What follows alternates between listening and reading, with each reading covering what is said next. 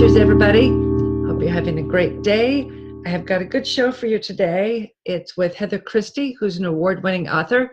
It's kind of long, so I will get right to it, and I will see you at the end. Hey, everybody. I have got Heather Christie with me. Hey, Heather. Hello. And she is an award-winning novelist, and her book is What the Valley Knows, and I highly recommend it. And it is gut-wrenching, and it is emotional and wonderful. And just as I'm turning pages, I was just so worried about, I know something was going to happen in this book, and it was just, but I didn't want to put it down to, do other things because I wanted to know what was going to happen. So I want Heather to start out by reading just a little bit from her book so you can get a feel for this book. Okay, thank you. Thanks for having me today. This is a lot of fun. I think what I'll do is I will read just the prologue. So just for anybody who's watching, it's not very long. It's just like a page. And that'll give you a sense of the book. So I'll begin. Molly Hanover lifted her chin. The pain was so sharp, her head slammed down onto the muddy gravel. Her teeth gashed her tongue, and the copper taste of blood filled her mouth. She closed her eyes, and the thump of her heartbeat pounded in her ears. This wasn't happening. She had to get up and find him. She needed to tell him something important, and her mother. She had decided she would tell her mother too. They would help her. At the edge of the field where she had fallen, a few unharvested corn stalks jutted skyward. Late autumn grass sprouted in the weedy undergrowth. She lay splayed face down, her arm twisted behind her back, raw pain searing through her right shoulder. Where was he? Again, she tried to raise her head, and tiny spurts of light exploded against the darkness. Chilly rain stung her cheek and blurred her vision. Her hair, matted with bits of glass, dirt, and blood, stuck to her neck. "Help," she whispered. It was hard to concentrate, but she listened carefully, and she heard the soft ping of rain hitting her nylon jacket. "Stay awake," she warned herself. "Don't sleep." She rolled and saw the wet road sparkle in the vehicle's headlights. Maybe it was a bad dream, but the pain was real. Hot blood burned through the cut in her cheek. Her mind raced. The sharp edge of panic pierced her memory. There was a secret, a thing unspeakable, but it was gone. Whatever she had wanted to tell them had vanished, and then her world went black. So that's the prologue. I know, it gives me chills. I really liked it. It's I wouldn't say, well, it's young adult because the protagonist is a teenager. She's 16? 17. 17. And why don't you tell them just a little bit about, I don't want to give anything away. Sure. Because it's something you should discover as you read the book, but if you could tell them just a little bit about it. Okay, so the book is told from 3 points of view. Molly, the prologue, the narrator in the prologue, and she's 17 years old. She's a senior. She's the new girl in town. She's very shy. She plays in the band. And then the second point of view is Wade, who becomes her love interest, and he's like the big man on campus, football player. He kind of has a drinking problem. And then Molly's mother, Anne. So the book, though it's categorized, like when we, went to sell the book, we had to put it in categories. So we put it in the young adult category, but it really kind of has its foot in two genres, like both sort of women's adult fiction and then YA too, because of the multiple points of view. Yeah, and as an adult, I can totally relate. I mean, I relate to Anne. I'm a little older than her, but I mean, I totally relate to her. But I can really relate to Molly and to Wade and to Legs and to all the characters. Even a little bit with Missy, who is the pissy cheerleader who's jealous of Molly and who has her eyes set on Wade and all that. And this book, when it was published last year? It was published January 25th, 2018. Yep. Okay, so it's not even a year old yet. Yes, we're coming up on a year. you're a multi-award-winning author now. So you've won Wow. 3 awards, right? Right. Hmm. And tell everybody what those are. Okay, so it won the National Indie Excellence Award for Young Adult Fiction. And then it won the Reader's Favorite Award, Young Adult Coming of Age category. And it won the Maxi Award, Young Adult category. So that was all exciting stuff. That's fantastic. And when I checked, I mean, I remember when Lisa first gave me the book and I put it in my pile to read. And then I just kept getting more books from people, more books. Yeah. And then I said, Lisa just went on and on about this book. I have to pull it out from under. And then I started reading. I'm like, ooh.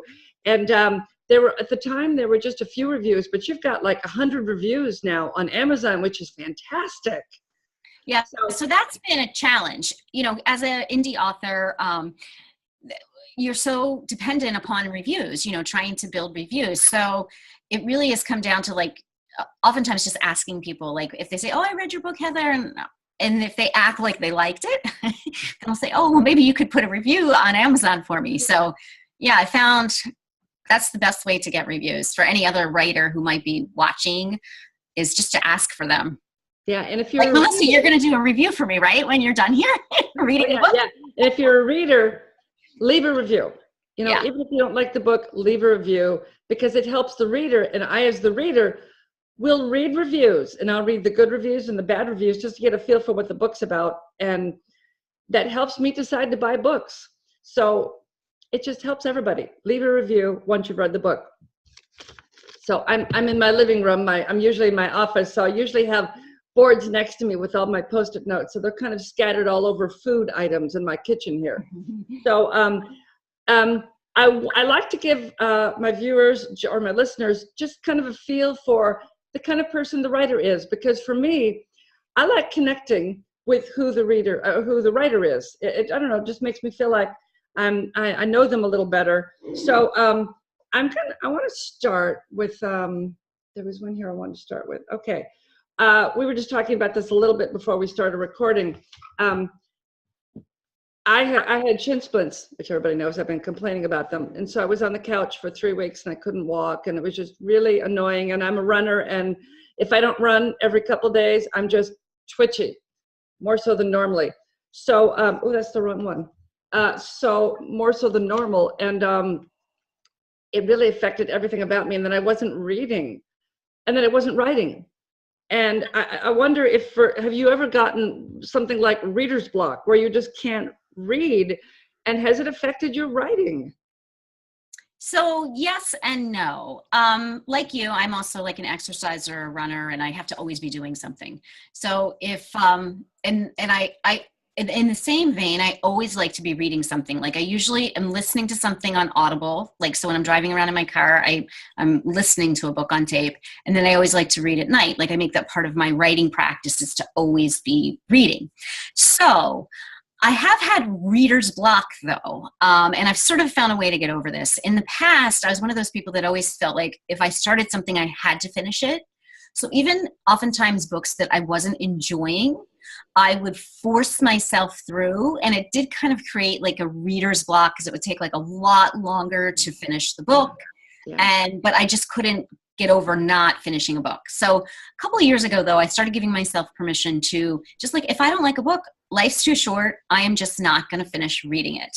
And that in turn keeps me kind of moving. And helps to influence and inspire like the writing. Yeah, because if you're reading good stuff, I think that gets you excited about writing too.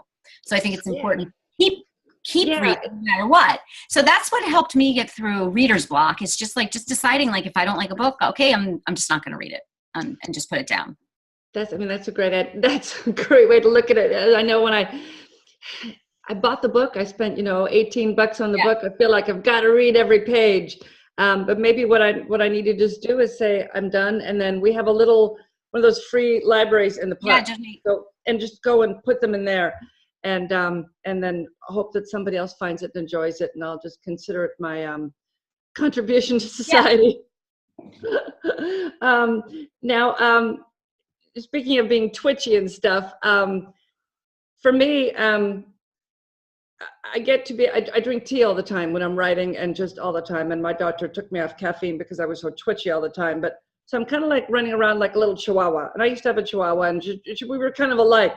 It was always running from one thing to the other and kind of twitchy. And for you, if you could pick an animal that was like your spirit animal or your mascot, what would you pick for you? So I thought about that.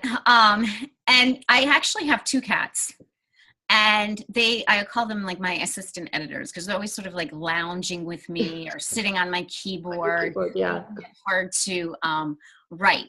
But I like, if I was to think of like a spirit animal or an inspiring animal, I think it would be like just a regular house cat. Like they're really loving and warm, but yet they sort of don't care what other people think. And I have to, and I'm not that I do that now because like I do want everybody to like my book and whatever I read or write, but I want to be more like a cat in that way, that like just sort of not care, you know? Yeah. It's whatever. If you like it, great. If you don't, I don't care. I'm still happy kind of thing, but just harder to do in practice than it is to just talk about. It is harder to do. I mean, there's so many things that, advice, and as writers, we're always reading books on how to write and I listen to a ton of podcasts, which one of these days I'm going to go through all of these. And most of my listeners are readers. They're not writers, but a few of them as readers might even enjoy some of the podcasts I listen to. But it's always, I'll hear all these pieces of advice and sometimes I take them and sometimes I don't. One of the reasons I was up in St. Augustine this last weekend is I was giving a talk for a screenwriting class.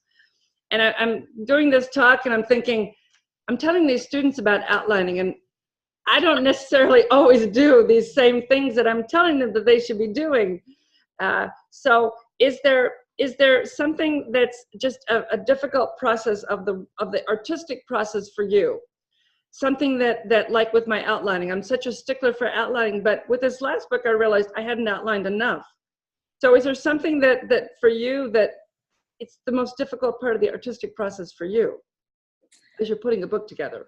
Yeah, well, it's twofold, sort of.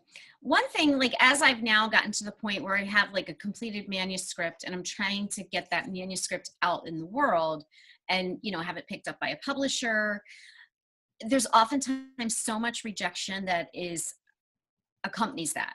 And that can really put a damper on my artistic process. So even though like I'm trying to work on a new project, like right now, and we're trying to sell my second book, like if a rejection comes in, like it really hurts my artistic process. It like sort of like takes the wind out of me. So I'm trying to be more like a cat and not care as much, but it's still there. So yeah, so as much as people say, oh, they just write to write because it satisfies something in themselves, like that's true. But for me too, like I want people to like what I write, and I want it to find an audience. So the whole publication process is really hard in that way. And it does affect my artistic endeavors. So that's like part of it. Like the rejection is really a hindrance to my artistic, creative side.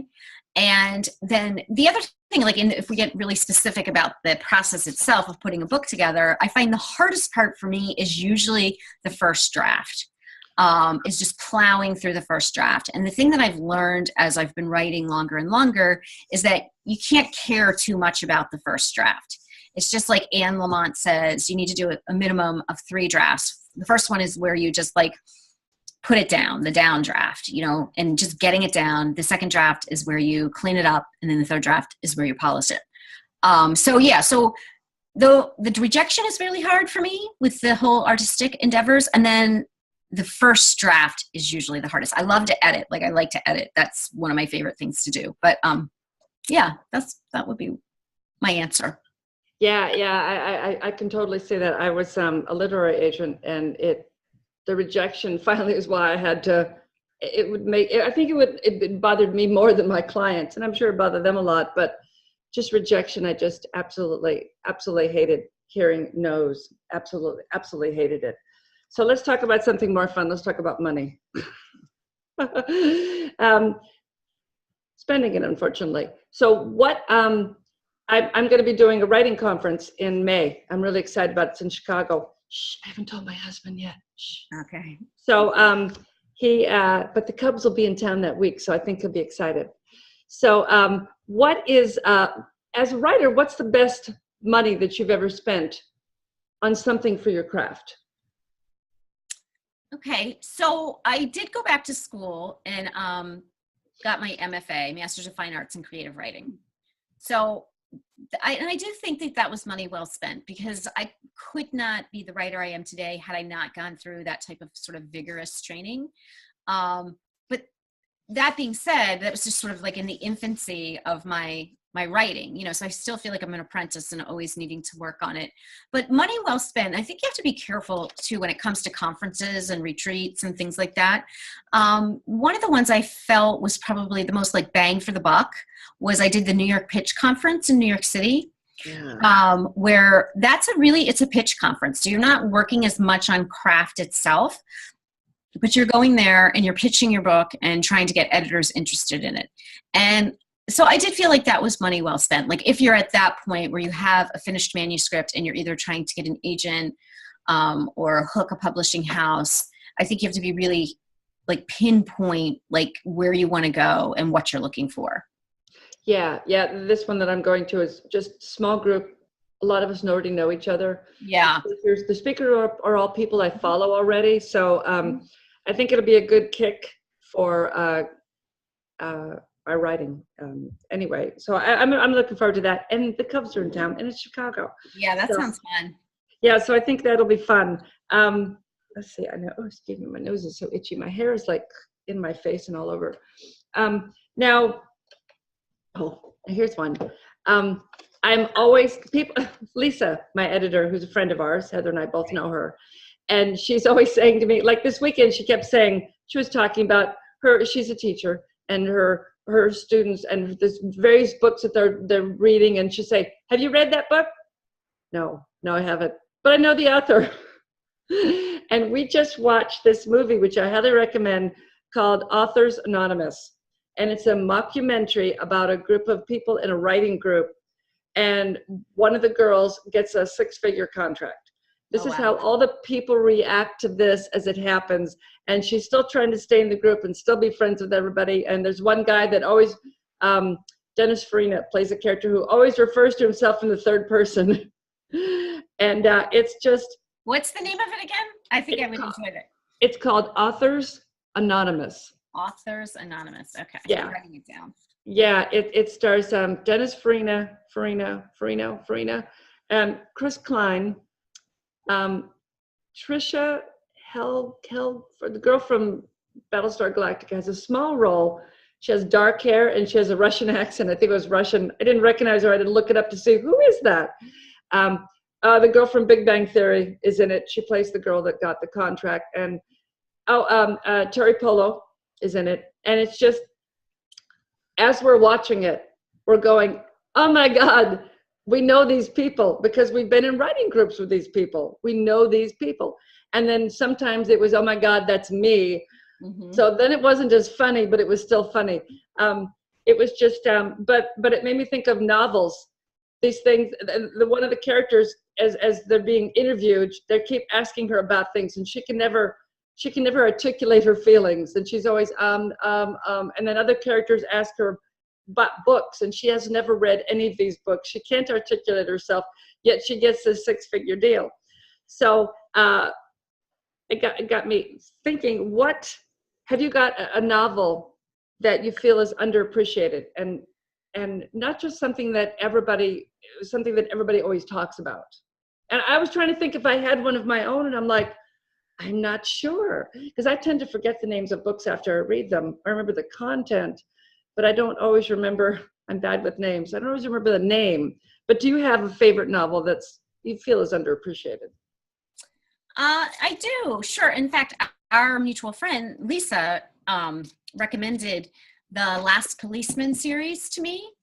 It's sort of it's end of the world story, and there is a cataclysmic event that the world is ending, and there's this guy who's just been made a detective, and everybody else is giving up their jobs, going and doing their bucket list. And this guy, all he ever wanted to be was a detective.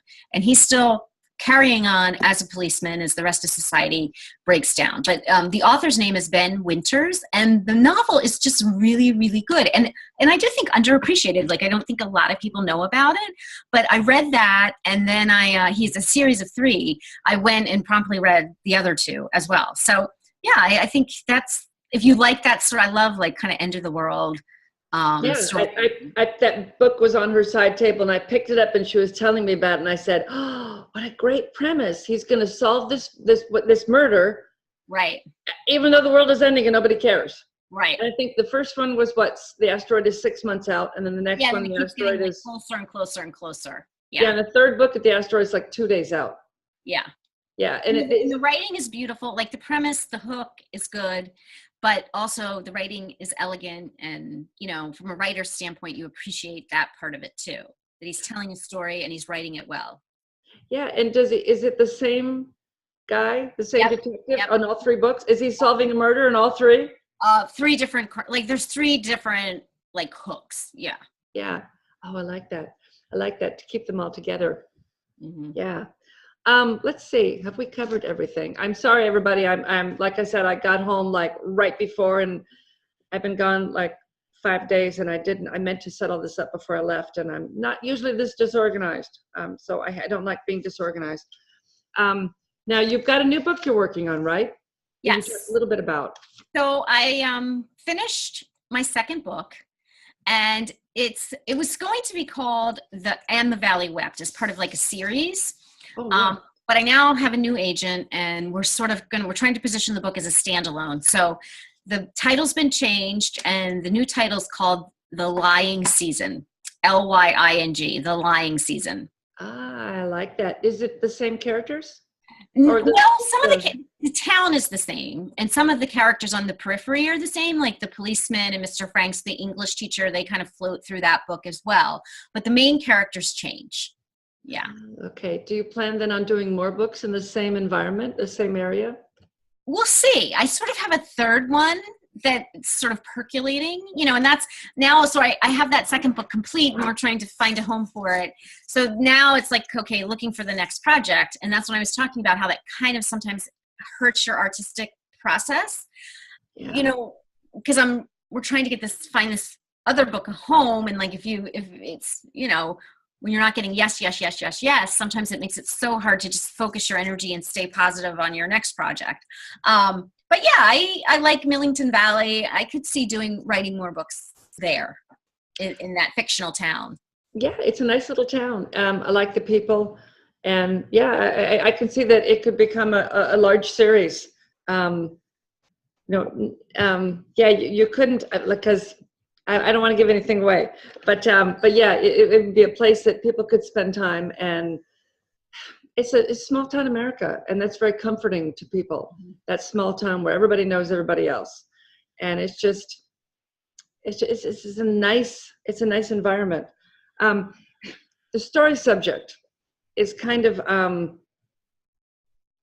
startling and emotional. And was it based on anything, or was it just all your imagination?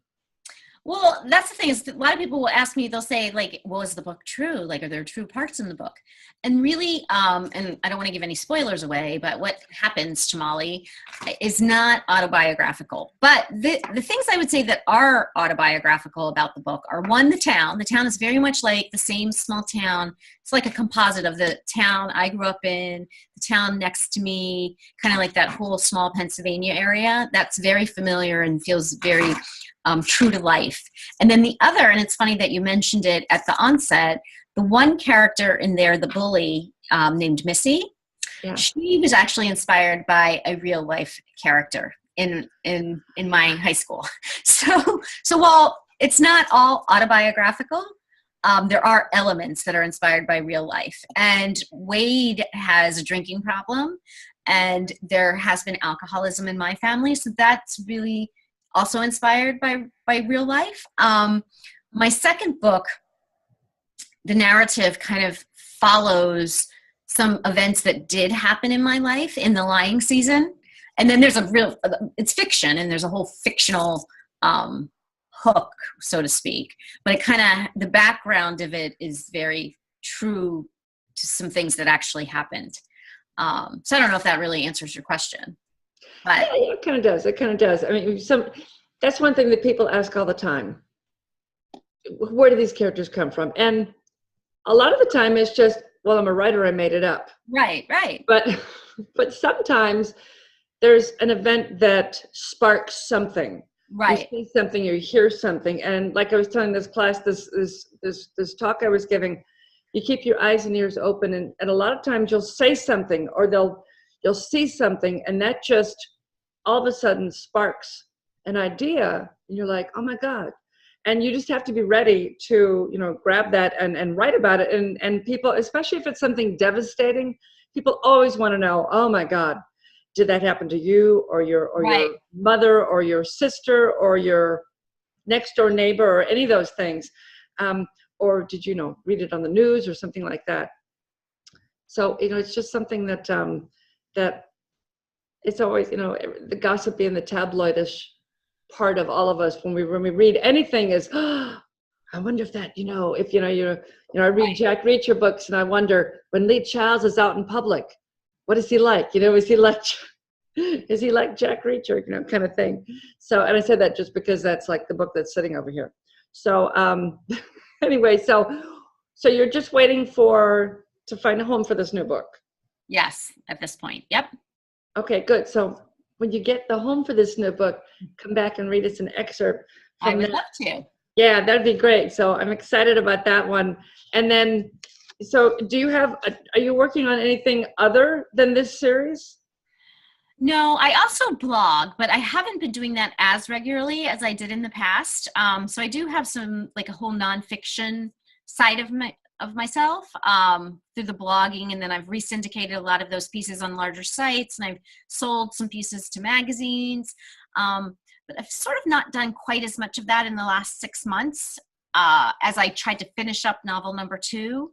So I'm sort of like in the resettling phase, figuring out. Yeah. What do you blog about?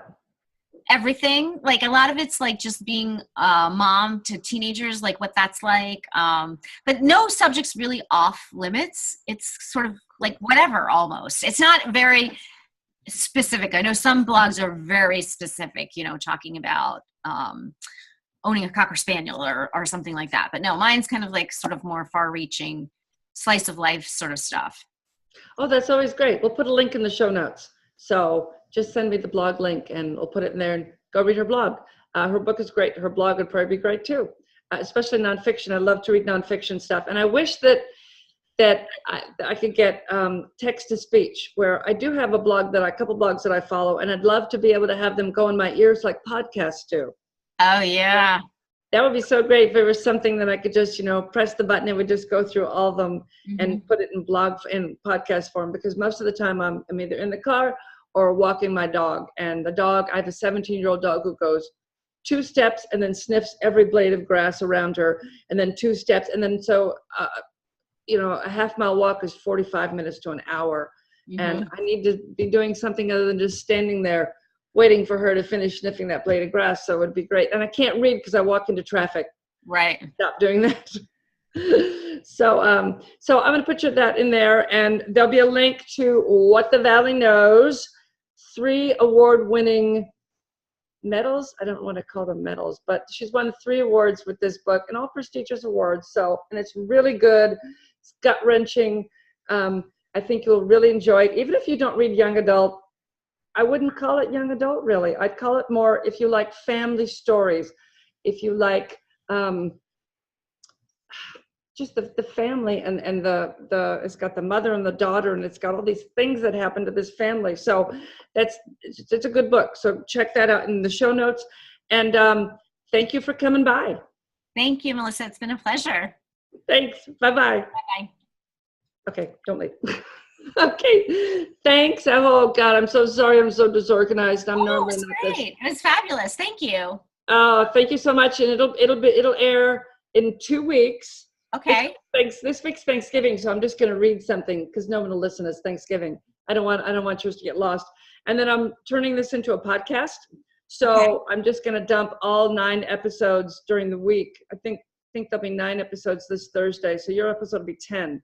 So I'm going to dump all those into a podcast, and then so then more people can find it too. So, So when you put this one out, can you either email me or tag me or something, and then I'll share it too. So to get. Oh yeah, great. Yeah, it'll be on YouTube to start. Well, it'll probably be on the podcast too. So I'm just figuring out how to do all that, and I've been waiting on. I got my opening music finally, and I've been waiting on my artwork. But I think I'm just going to have to create a temporary something or other. So thankfully I've taken a class on cover design. So I've got all this stuff that can help me, and I've got a couple of artists that can help me too. So that's going to go out. So I'll let you know when that's out, and that be going through Podbean, but it'll be RSS feeded to every place. So hopefully people can find it, and I'll have transcripts in the show notes along with links to everything, and anything that you want to add links to, just send me links. Send me a link to like your home, your either your publisher or a link that if somebody clicks on it, it'll take them to wherever your books are. Okay. And I might be able to figure out how to. I'm trying to remember what the site is. There's a site where you can create those. So anyway, because usually I just do like Amazon link and the person's homepage, and they can figure it out. But since you have a publisher, maybe they've got a web page. So yeah, I could send you. I'll send you a couple different links. Okay, great. So you can use what you want.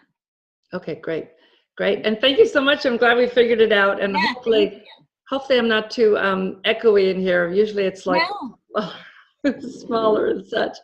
So yeah, so thank you so much. And as soon as your next one is published, let me know, and we'll do this again. Okay, great. Thank you, Melissa. Okay, thanks. Bye-bye. Bye. Hope you liked that. And you may have noticed that I was in a different location. Normally I record here in my spare bedroom / office, but it was really, really hot that day. So I went out into my kitchen area, and you can see the bookshelf behind me, or you did see the bookshelf behind me if you're watching on the video. And if you're listening to the podcast, I was in a different location for that, and I hope that my refrigerator wasn't too noisy. Being hearing impaired, I'm not the greatest with audio. Even with my cochlear implant, I still have some audio issues.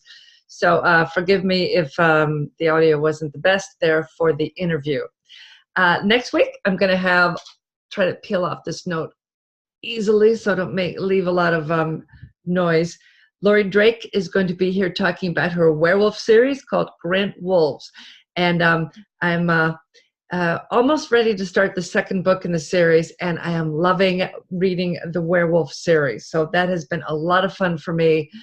And let's see, we've got a winner for the audio version of How to Sex Your Snake. And I'll list in the show notes who got that.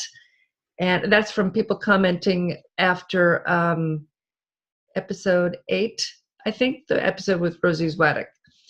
And let's see, whether you're on YouTube watching or whether you're listening on a podcast, don't forget to subscribe. And I'll peel off that last note. And that's it. I will see you all next week. And have a great afternoon or evening or week. And go read a good book.